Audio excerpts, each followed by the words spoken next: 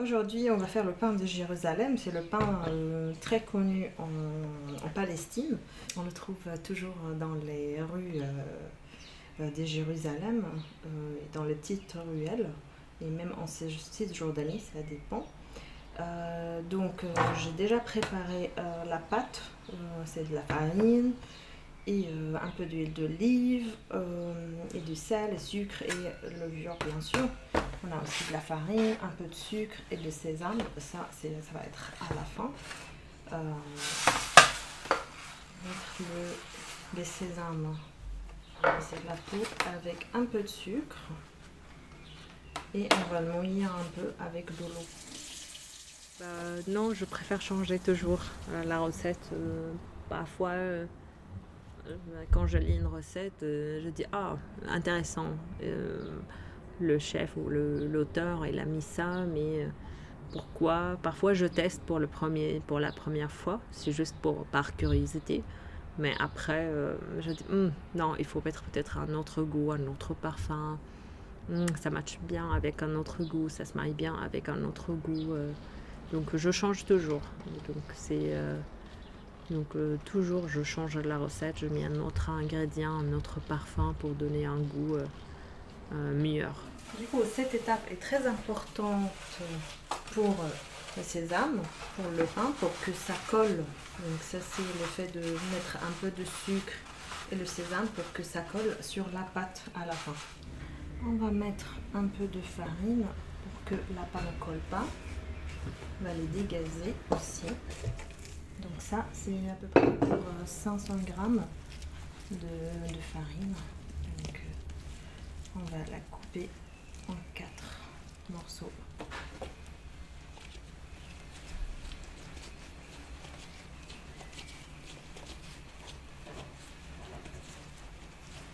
Donc ça, super. N'oubliez pas de bien fariner le rouleau.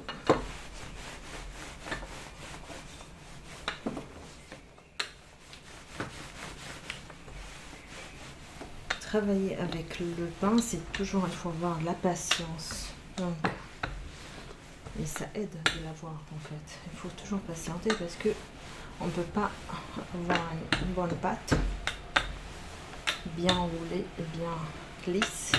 Je pense que dans nos jours, c'est tellement très compliqué. Quand on a une passion, c'est très compliqué de vivre avec dans la vie quotidienne, je parle. Donc c'est parfois oui, c'est très dur de vivre avec une passion parce que on n'accepte pas, pour moi, en tout cas je parle de moi, je me vois pas travailler ou choisir un autre métier, je veux dire. Donc c'est vraiment accrocher bien vos passions et il y aura toujours une porte qui va s'ouvrir pour réaliser le rêve. Après, la deuxième technique,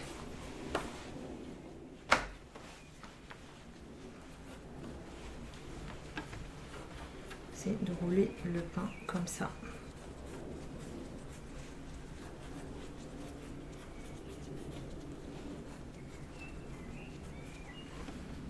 Et après, les fermer bien.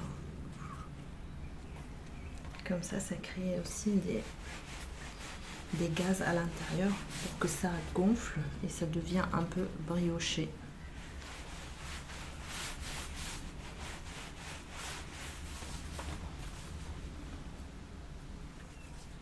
N'ayez pas peur parce que ça va pas se casser. C'est juste essayer de le rouler le maximum pour que ça soit un peu fine. Parce qu'après, on va se reposer pendant 30 minutes, 40 minutes à peu près. Et voilà. Après, on le trempe dans les sésames. On essaie de couler les sésames partout.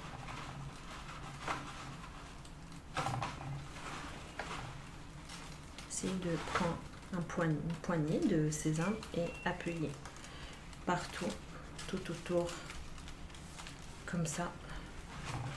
Le sésame colle bien sur la pâte. Et voilà, la première pâte est prête. Donc le premier pain de Jérusalem. On va laisser se reposer pendant à peu près 30 minutes et on attaque les autres. C'est très très dur.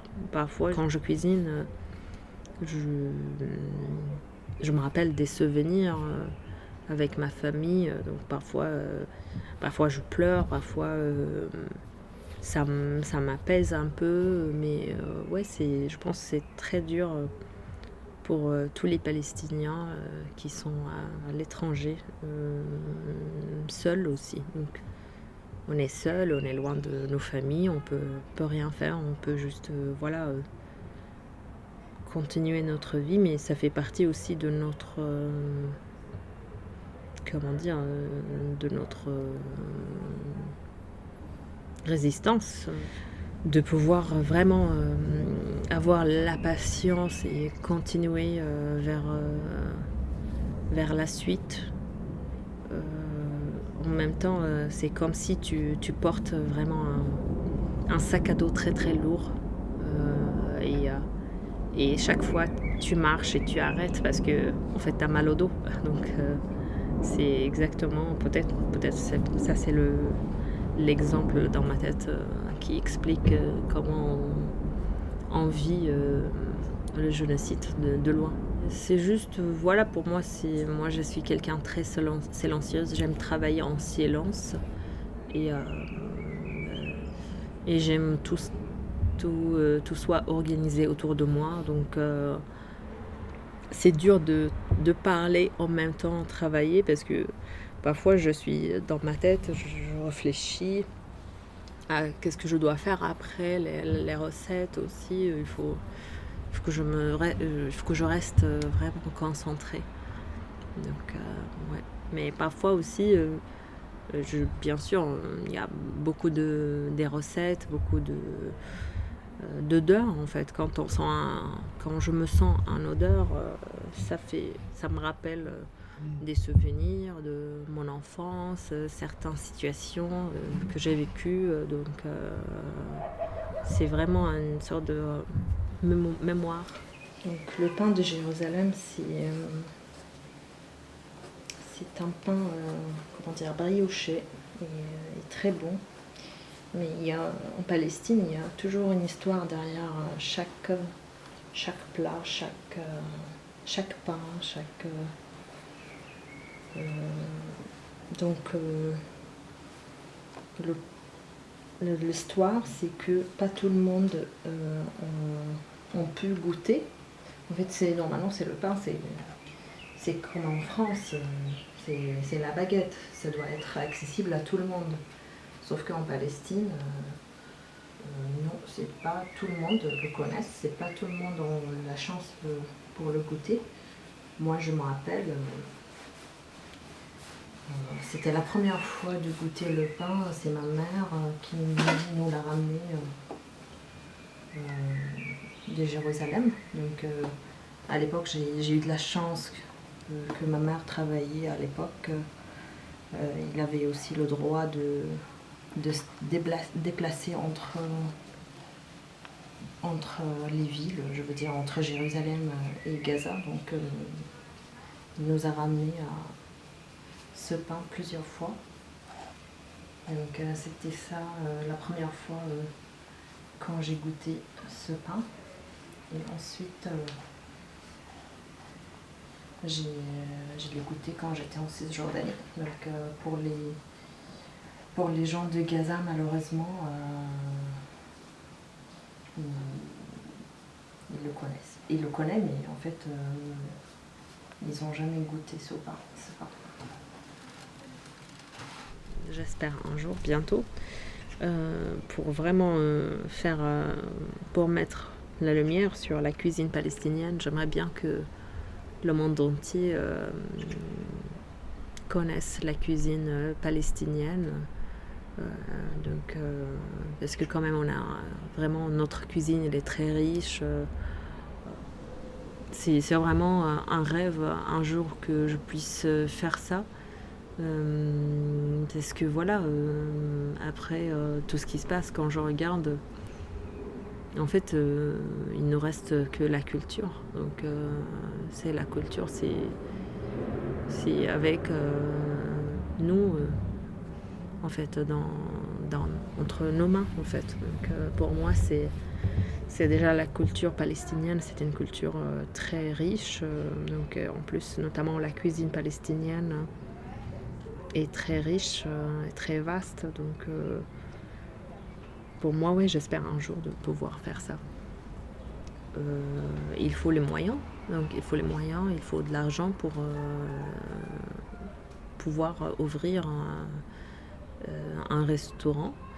Et après, nous, les Palestiniens, quand on quitte le pays, c'est toujours pour faire des études, surtout voilà, pour devenir des avocats, des médecins, ou autres. Donc c'est plutôt pour faire les études et après faire comment dire ce qu'on aime. Mais c'est juste pour une bonne partie des Palestiniens, ils préfèrent vraiment la cuisine. Pour eux, c'est vraiment c'est la famille. Donc c'est pas comme un business. On pense pas de le faire comme un business ou même pour partager la culture palestinienne. On pense autrement. Et notre cuisine, elle est appropriée par les Israéliens en Europe en général. Donc, surtout à Paris, il y a beaucoup de restaurants. Quand on voit, oui, restaurant méditerranéen, restaurant levantine, en fait, mais c'est derrière, c'est un Israélien qui a piqué tous les plats palestiniens et qui le fait voilà, comme des plats pour eux, donc, comme des plats pour eux. Donc voilà, donc on a beaucoup de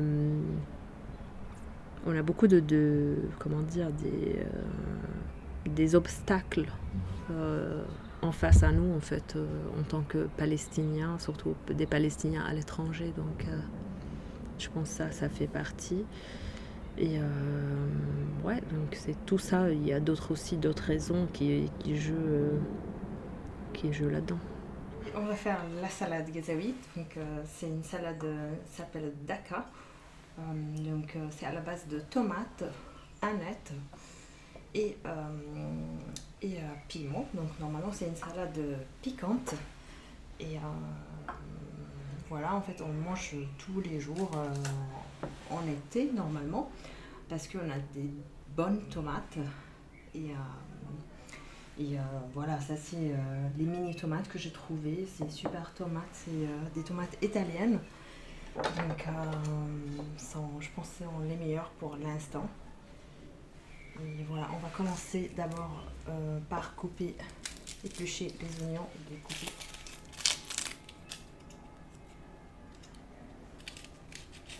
Il y a beaucoup de gens qui préfèrent les oignons jaunes, mais moi j'aime beaucoup les oignons rouges. Je trouve qu'ils ont plus de goût et même pour donner une couleur magique dans la salade. Voilà, ça pique les yeux, je vois rien là.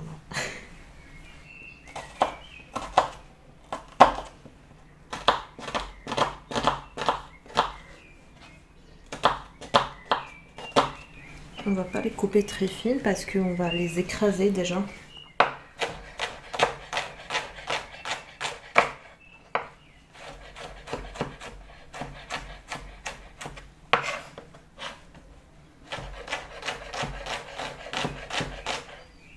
Ça pique bien.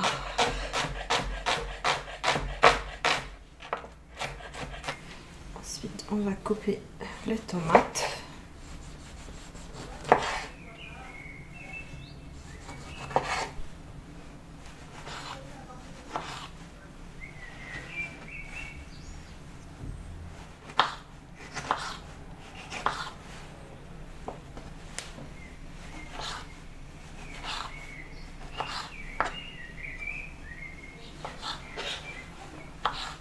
Et après, on va les couper en petits cubes. Il y a des gens qui les coupent plus grands, donc ça dépend de votre goût.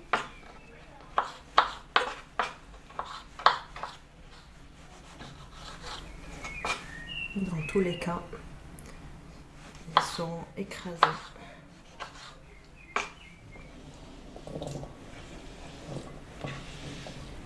Ensuite, c'est le paiement.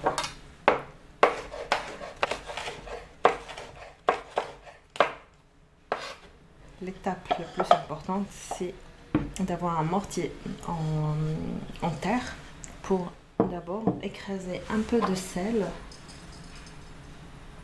avec des graines d'aneth. Normalement, c'est l'équivalent d'une cuillère.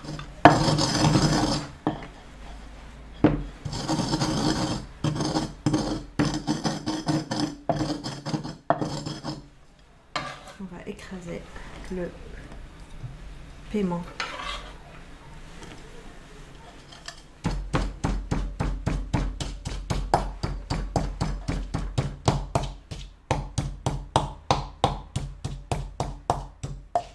Ensuite, l'oignon. On va aussi bien écraser l'oignon avec l'aneth et le piment.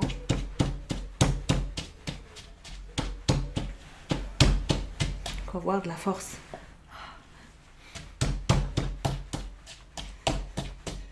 Et voilà, et après on rajoute les tomates qu'on a déjà coupées. Je vais rajouter la moitié et après le reste. On les écrase juste comme ça, doucement. C'est pas comme les oignons. On va rajouter le reste aussi. C'est plutôt avec ma grand-mère où j'ai appris vraiment la patience. C'est vraiment... elle m'a parlé beaucoup de la patience et être patient. En plus, je pense que la patience, c'est intégré dans notre chair. Nous, les Palestiniens, on a de la patience. On a tellement des choses qu'on a vécues en Palestine. Donc, on a déjà la patience ancrée en moi. Ensuite, c'est l'étape finale de choisir l'aneth pour les couper finement. Donc si juste quelques branches d'aneth.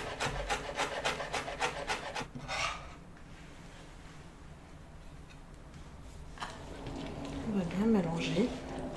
Et à la fin, on peut mettre l'huile d'olive et un peu de jus de citron. Moi perso, je préfère le citron vert. Ça donne plus de goût que le citron jaune. On va le mettre à côté pour faire cuire le pain. Ils sont bien gonflés, le pain. On va chauffer le four.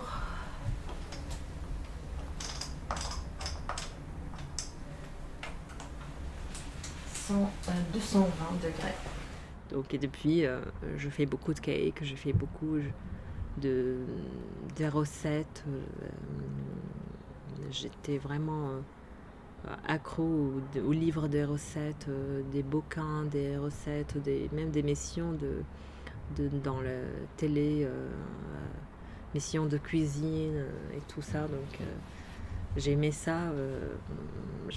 J'étais vraiment comme ça en regardant la télé. Et j'ai appris beaucoup de choses. Donc je pense tout ça, ça m'a beaucoup inspirée. Et j'aime beaucoup de cuisiner pour les autres. Donc parfois, la flemme de cuisiner pour moi, parce qu'il y a beaucoup de plats, il faut vraiment que ça soit à partager. Donc beaucoup de plats, pour moi, je ne l'ai pas fait parce que... il faut de la famille, il faut des habits, et il faut que ça soit vraiment un plat à partager, comme le makloubé par exemple. Donc 30 minutes passées.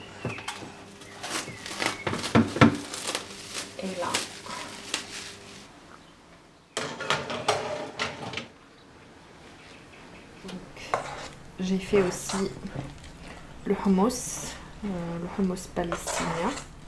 Donc il est très crémeux. Donc ça c'est un plat, une entrée normalement, une entrée qu'on le mange quasiment tous les jours avec ma famille en Palestine. Donc c'est vraiment un truc indispensable sur la table palestinienne. Certaines familles ils mangent une fois par semaine ou 2 fois par semaine, mais nous c'était quasiment tous les jours. Donc normalement c'est des pois chiches cuits, donc je trempe les pois chiches dans l'eau pendant la nuit. Et après je vais le faire cuire. Ensuite je le mixe avec de citron, jus de citron, de sel et de tahini. On va commencer à faire le dressage. On met de l'huile d'olive, beaucoup d'huile d'olive.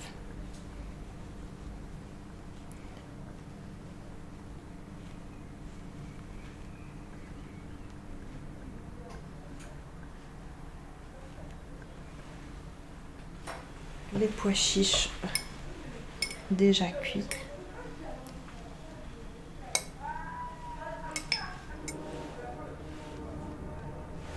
Et après,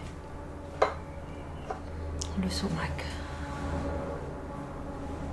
C'est vraiment la touche finale qui donne un peu plus de goût pour le houmous. Et d'habitude, on met beaucoup de persil haché, mais aujourd'hui j'ai oublié d'acheter, donc je vais utiliser l'aneth juste pour donner un peu de vert dans le plat.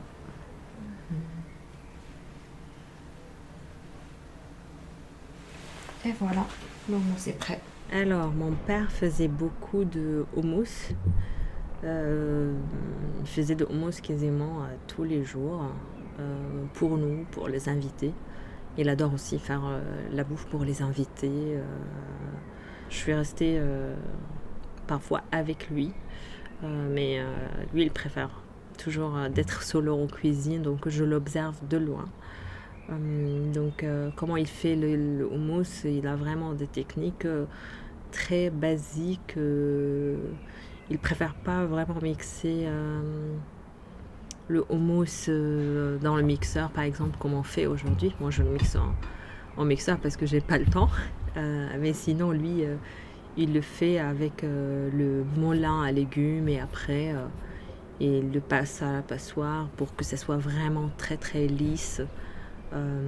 Et après, elle rajoute les autres ingrédients comme le tahini, le sel et le jus de citron. Donc, il ne met jamais de l'ail. Donc, je pense que moi, j'ai appris ça aussi de lui. Donc, je ne mets jamais de l'ail dans le houmous. Je trouve c'est bon, parfois, oui, c'est bon, mais je préfère que ça soit vraiment nature. Juste avec d'huile d'olive et de sumac et basta.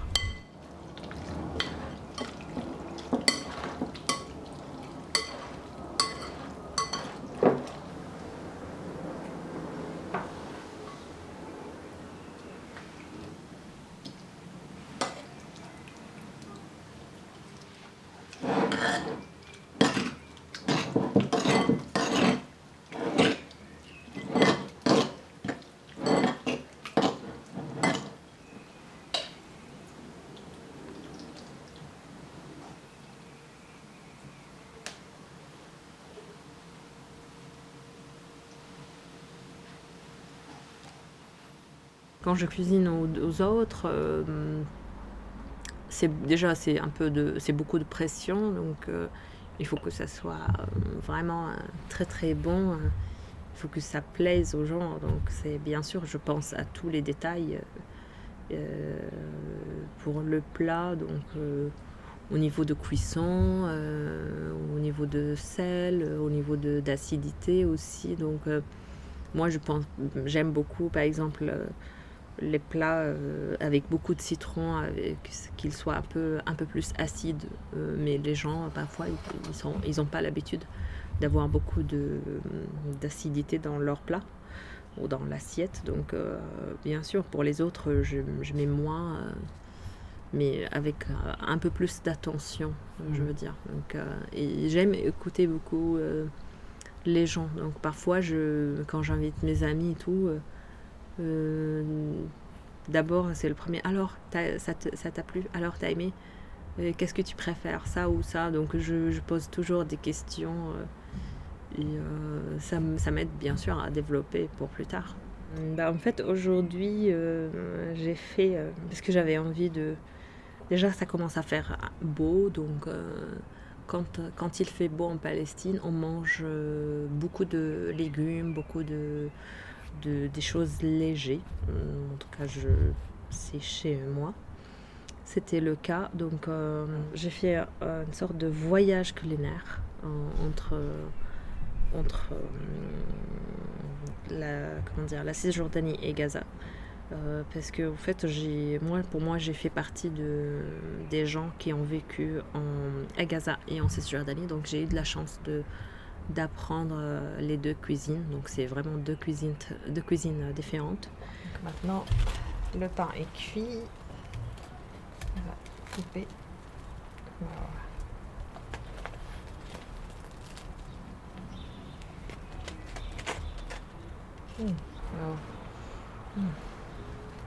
Ce pain, il est tellement brioché à l'intérieur. C'est une huile d'olive italienne aussi. C'est la huile la plus proche au niveau du goût de la Palestine. Donc ça me rappelle beaucoup de souvenirs. Ensuite, le daika. Elle est piquante.